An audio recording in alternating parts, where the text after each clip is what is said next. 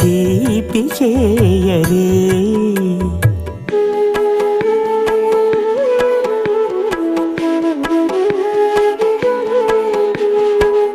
రెండు నిండు చందమామలు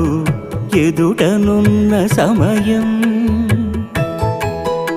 స్వామి ఉల్లమందు ఉప్పొంగెను ఉల్లాసపు సంద్రం తాళలేని తహతహలు తలపు దాటి తొంగి చూడ తనకు తాని జారిపోయే తెరచేలము